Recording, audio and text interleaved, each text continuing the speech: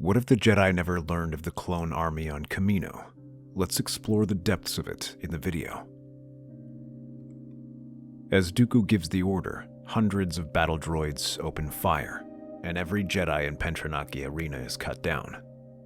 The video plays over and over in the Senate building as they decide what to do next. It has been several weeks since the disastrous rescue attempt on Geonosis. With the droid armies mobilized, they have begun their advance in the Outer Rim, capturing multiple systems. Yoda himself pledges the Jedi support, but their numbers are few. Jedi across the Outer Rim try to halt their advance, but this is like a few pebbles fighting a tidal wave. Though skilled and manage to destroy multiple battle droids before they fall, the Jedi are still eventually overwhelmed. With each death, their reputation sinks further, as many question whether they can even protect the Republic, much less keep the peace. But after several weeks of defeat, Palpatine arrives with a solution: the Republic's army. As if pulling it from thin air, Palpatine reveals his newly ordered clone army. He thanks the Kaminoans for their effort, who are invited to the Senate, but the exact details of their creation are kept a secret. This allows the Jedi to redeem themselves, as Palpatine suggests that they act as the general for the clone army. Many eagerly agree, but Yoda is skeptical. He questions how Palpatine was able to raise an army so quickly and where he found the Kaminoans. But the Chancellor and Kaminoans are tight-lipped about this and stonewall any attempts at questioning. Seeing as he will get no help from them, Yoda instead turns to the Jedi. Though without Mace, Obi-Wan, and so many others, the Order seems much smaller. Instead, he asks Master Jocasta to research everything about Kamino, but her research comes up empty, which confuses the intrepid librarian who ventures into the archives. Soon the answer becomes clear as she sees the information was deleted from the archives. Without any leads to go off of, Yoda focuses on the funeral for the dead on Geonosis. Although the bodies were not recovered, he still feels like they deserve a send-off. Quiet chants echo through the courtyard as a sense of loss hangs in the air. Yoda watches the procession, his face a mask of calm. Among the mourners is a large, portly basilisk, Dexter Jetster. He detaches himself from the crowd and approaches Yoda before bowing his head. Master Yoda, I'm sorry for your loss. Heard what happened on Geonosis. A real shame what happened to Obi-Wan. Dexter, far from your timer you are. Business, this is, and personal stuff. Obi-Wan was my friend, but yeah, someone left this for me. Said it was meant for the Jedi, but they didn't want to risk dropping it off at the temple themselves. Figured it must be important if they're that scared. He hands the datapad to Yoda, who takes it carefully. The old Jedi's sharp eyes scan the screen. It displays a set of coordinates labeled Kamino, a recipe for a massive order of clones, signed by Sifo Dyas, and a brief but chilling message. Beware Sidious. He is closer than you know. Grateful I am for this. Tell me, who gave it to you? In my business, you don't ask if they don't tell. They left credits on the counter, and I slipped the datapad under my napkin. I figured I'd better bring it to someone who could understand it.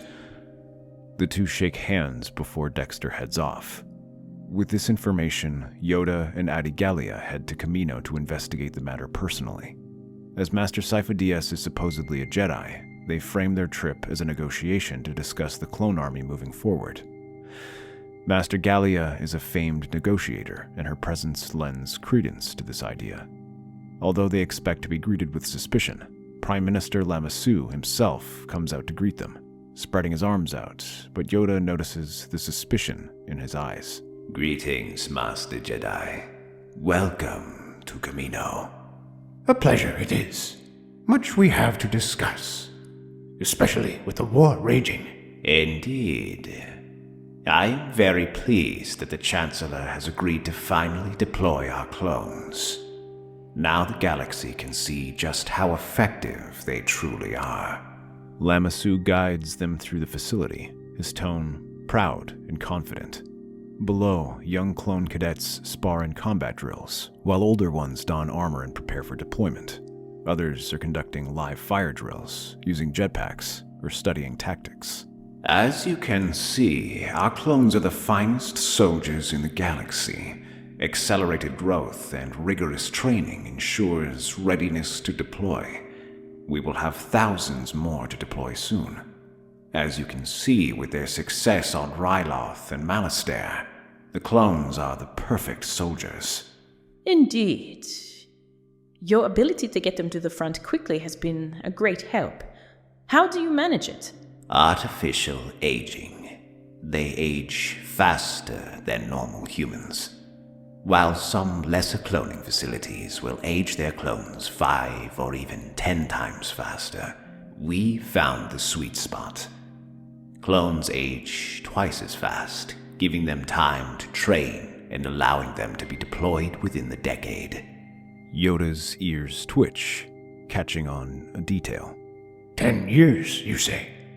Remarkable, this timeline is. Yet, deployed, the clones already have been. Months ago. Within months, was it not?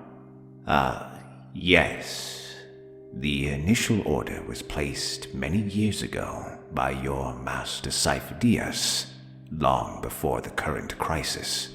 Master Sifo-Dyas' foresight is admirable, but his passing left many questions unanswered, which is what we wish to discuss. Were there any modifications to the original arrangement? Indeed. The initial payment came from Master Sifo-Dyas, but the order was later finalized by another benefactor, Lord Tyrannus, who provided the genetic template from a bounty hunter, I believe, Jango Fett.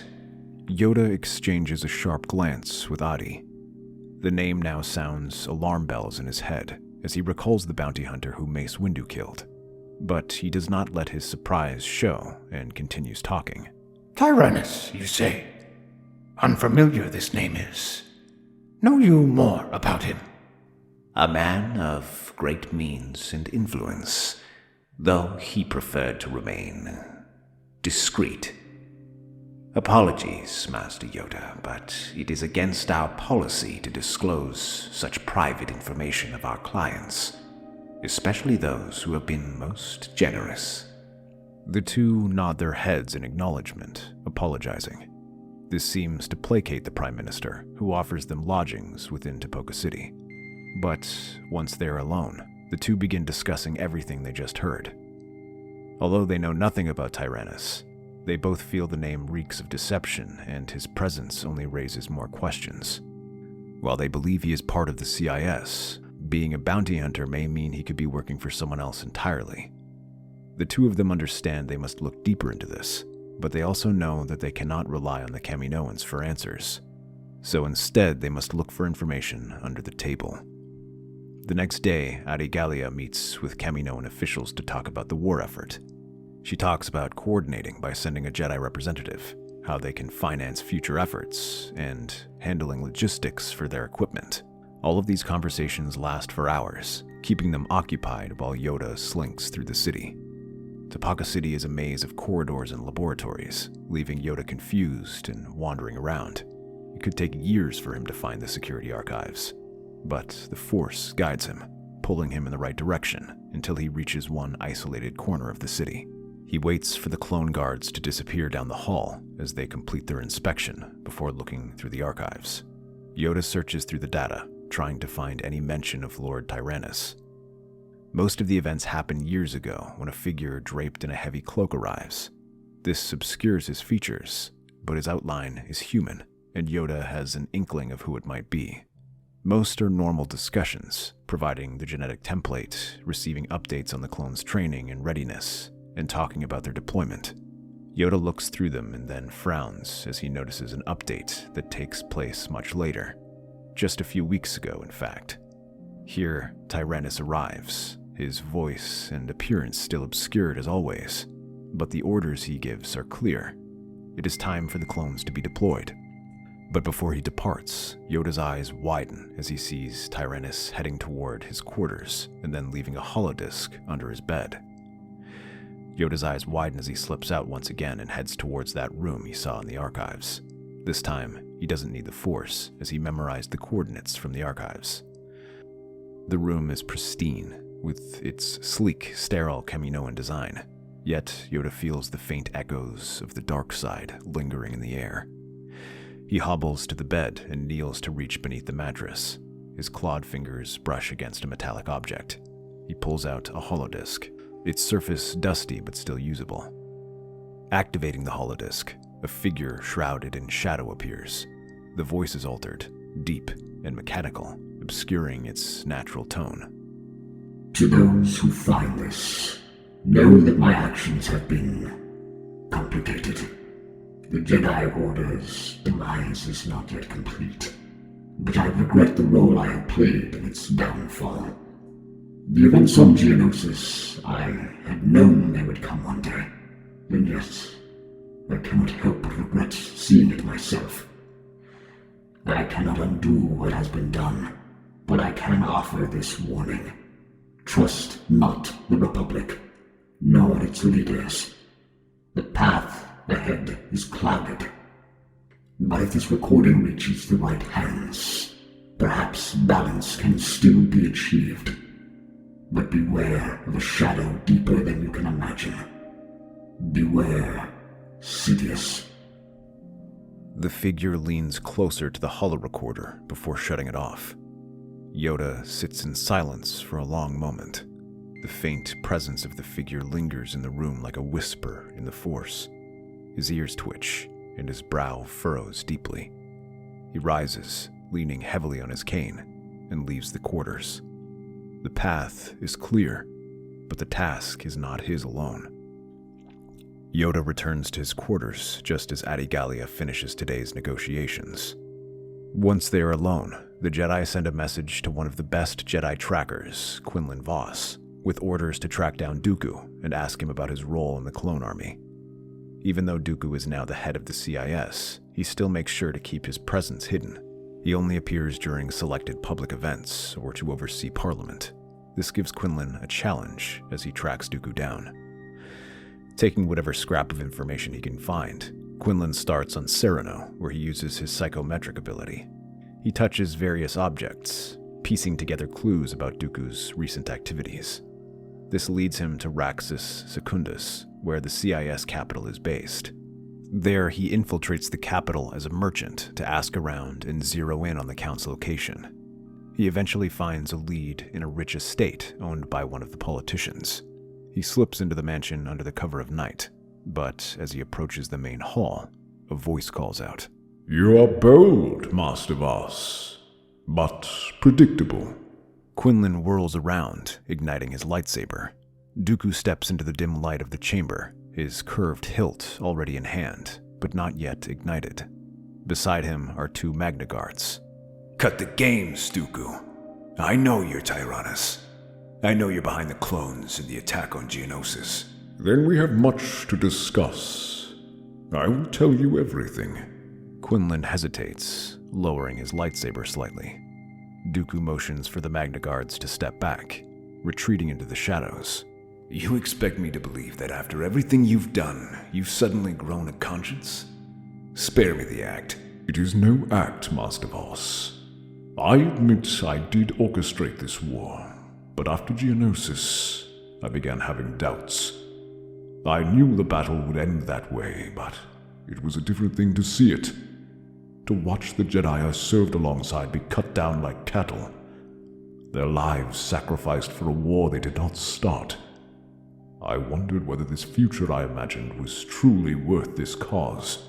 Quinlan's grip on his lightsaber tightens. And yet you're the one who orchestrated it.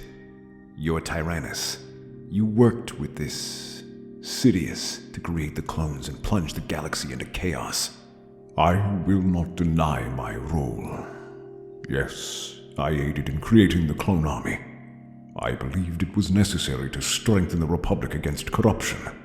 But Sidious, I fear that the weapon I created may only become a tool for corruption. Master Windu did not deserve to die. Certainly not Master Kenobi or Master Plo. Their deaths will be something that weighs on my mind forever. Why not come out in the open? That would be suicide.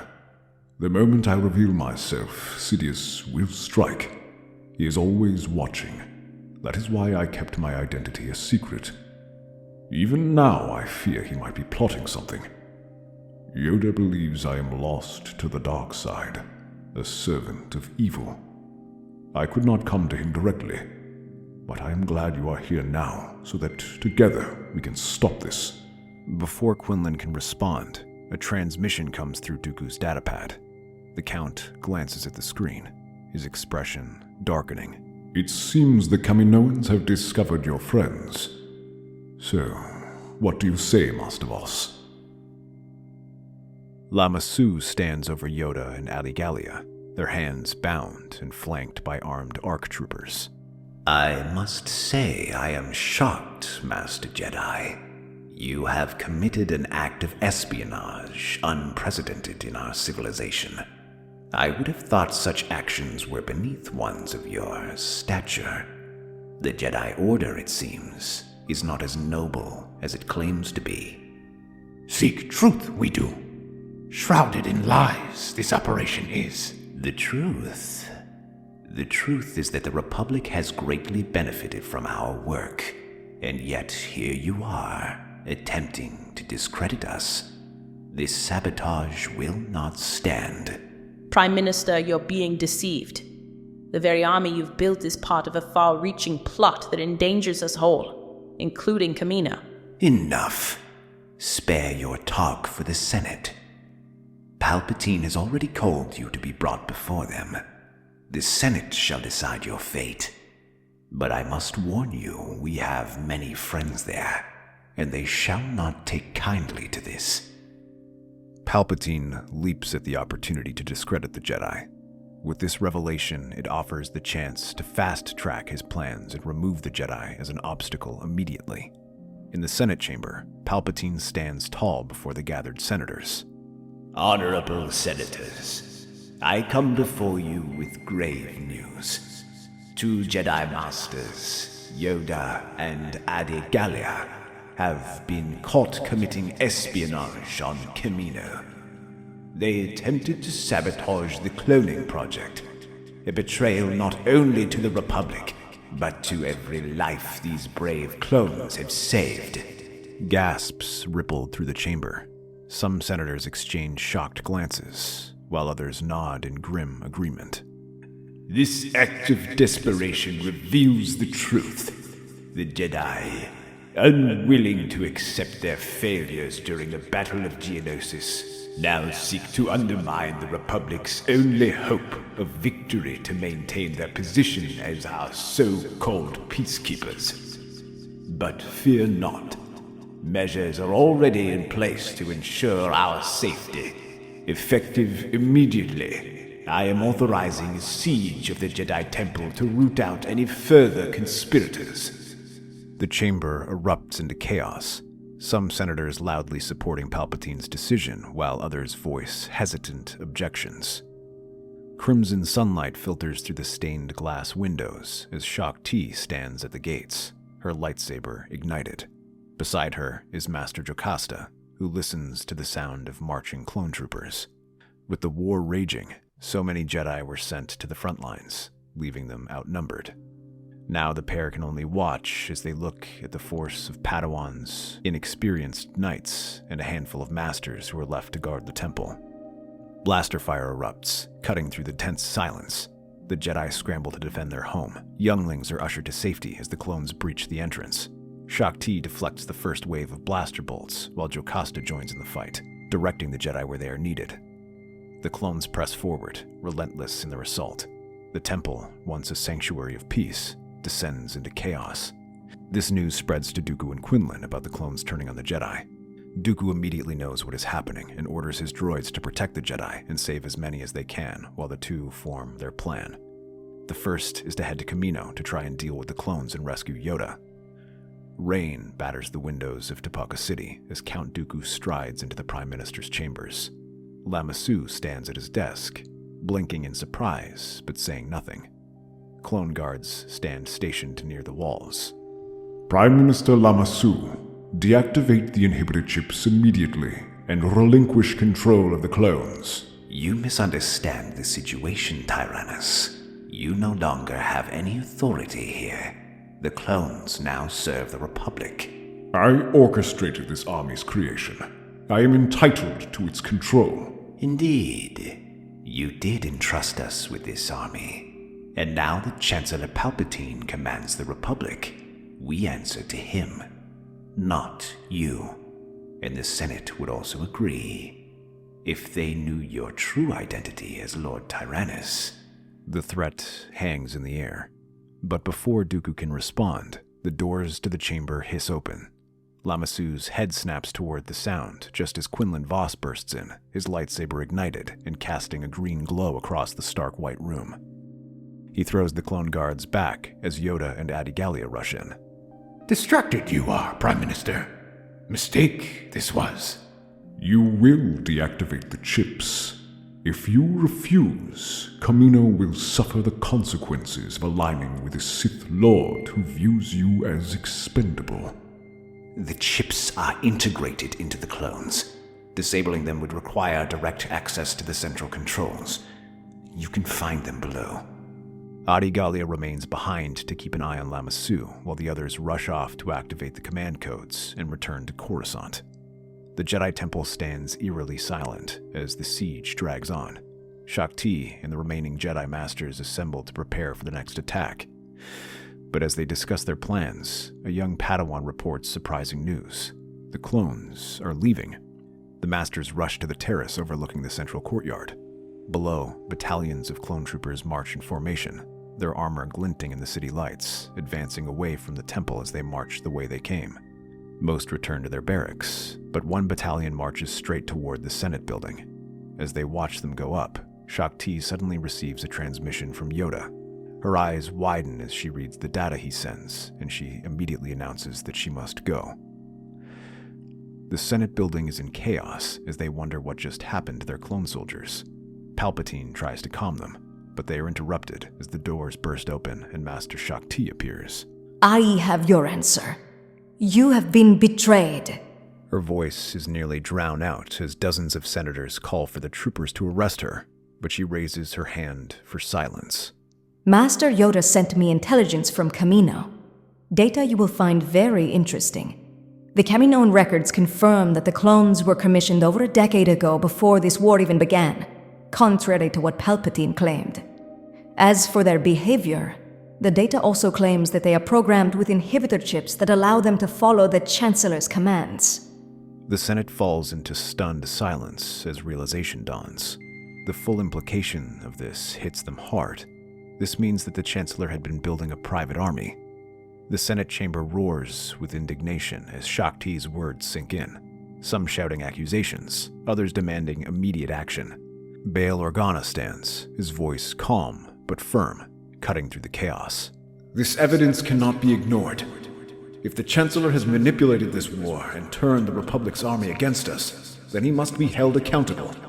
He calls for a vote on whether the Chancellor should face a serious inquiry. The chamber erupts in agreement and dissent, but the vote is quickly called. Holoprojectors flash across the room, displaying a decisive majority favoring action against the Chancellor. Shaak Ti leads a squad of clones as she uses the data Yoda sends to enact Order 65. But when they enter the room, Palpatine's blade ignites in a blur. The clones open fire, but the shots are easily deflected back at them. Shaak Ti tries to defend against their attack, blocking their strikes and shielding the troopers as best she can. As she hurries to protect them, she receives a transmission that Yoda and the others are on their way home. As Palpatine draws near, he easily cuts through the few clone troopers, slashing through them with terrifying precision. Within moments, the office is a battlefield, with nearly a dozen clones dead on the ground, while blaster bolts ricochet wildly. Shaak Ti tries to join the battle, rushing forward and letting their lightsaber ring out as her blue blade clashes against them. She moves with fluid grace, dancing aside from his attacks. Palpatine laughs as he takes this as a weakness and advances on her. He twirls his lightsaber and stabs at her, which forces Shaak Ti to sidestep and try to push it down. But the Chancellor opens his hand and unleashes a burst of dark energy. This forces the Jedi to break her attack, allowing Palpatine to continue his advance. The duel intensifies, and Shaak Ti's movements become more desperate as Palpatine savors the weakness. The darkness swirls around him as he lets it strengthen him and drive the Jedi Master back. In desperation, the Jedi Master springs forward, her lightsaber blazing in her hands as her attacks come rushing forward. But these are movements born from desperation, and Palpatine senses the blood in the water. He parries each attack and sends a powerful shockwave that throws the clones back and leaves Shaak Ti on her knees. Without another word, he pierces her defenses and plunges his lightsaber through her chest. However, the escape is far from easy as clones and Senate guards rush to stop him. This leaves Palpatine fighting every step of the way, deflecting blaster fire or simply hacking and slashing through clones. But he now experiences the full ferocity of the clones. They are relentless and effective soldiers, and while Palpatine holds them back, a few shots do get through and leave him with minor injuries, each one slowing him down until he reaches the main landing pad. To his surprise, he finds even more clones approaching, but they are joined by Yoda, Adigalia, Quinlan Vos, and Dooku. Outnumbered you are. Lay down your weapon, Sidious. Never. Very well then. Clones, carry out Order 65. With a vicious snarl, Palpatine rushes forward, pulling his lightsaber back as he tries to charge at him. His lightsaber flashes, blocking the flurry of blaster fire that rushes at them. However, it isn't from a few clones, but hundreds of them. This time, Palpatine begins to feel the pressure of this attack. His movements slow to a halt as more clones advance.